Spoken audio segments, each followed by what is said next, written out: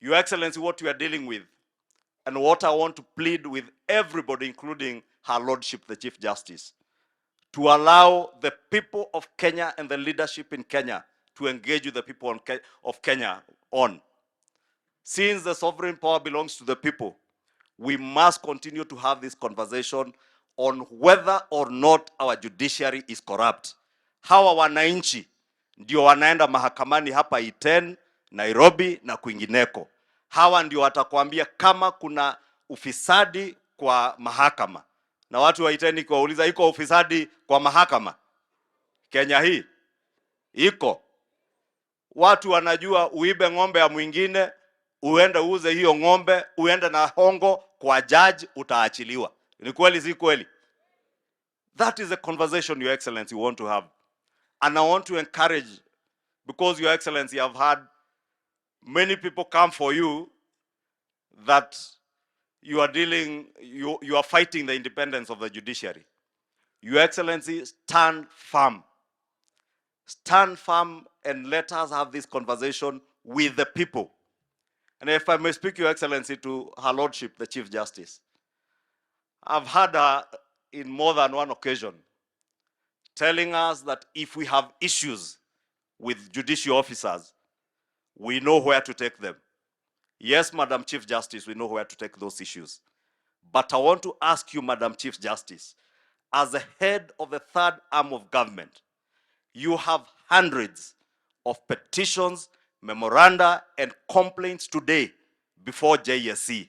You have done nothing as JSC to deal with those memoranda, petitions, and complaints against judicial officers.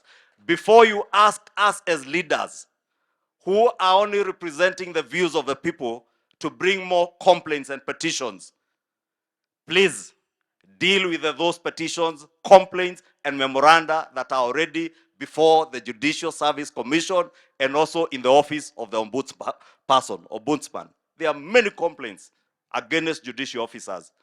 Na nafurahi Mheshimiwa Rais, sababu sijasikia hata Chief Justice akikanusha ya kuwa kuna ufisadi kwa mahakama. Corruption is there, it is rife. Impunity is rife in the judiciary. Your Excellency, because all sovereign power you are exercising indirectly on behalf of the people, and it is the same sovereign power we are exercising, I want to ask all of us not to cow from or shy away from speaking against impunity and corruption in the judiciary. We agree with all our colleagues, even those in the opposition, on the independence of the judiciary. And Your Excellency, I know you are the forefront defender of the independence of the judiciary. But that does not mean that you should condone corruption and impunity in the judiciary.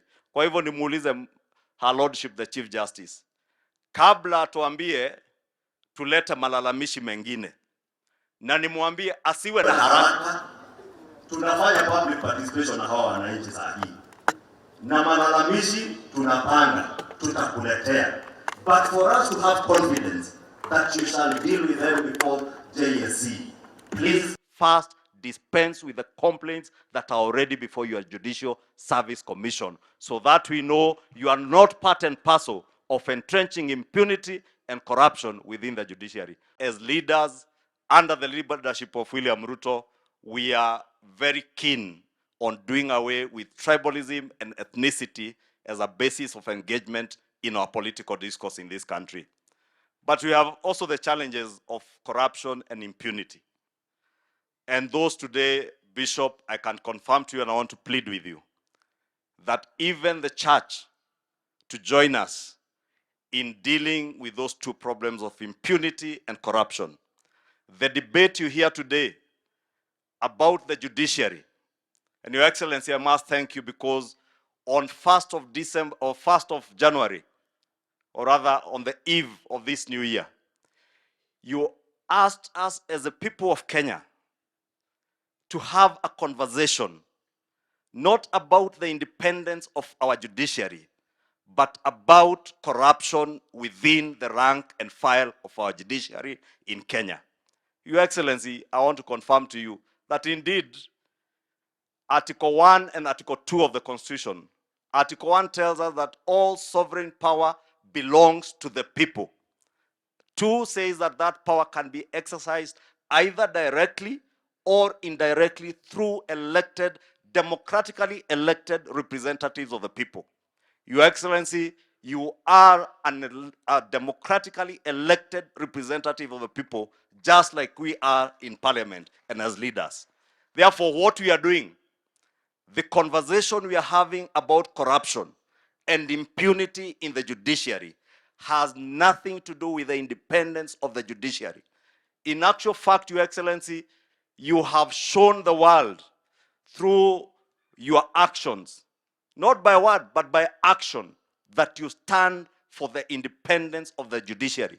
That is why your first responsibility when you took office was to swear in the 6 judges whom through impunity someone had refused to swear them in and appoint them to office.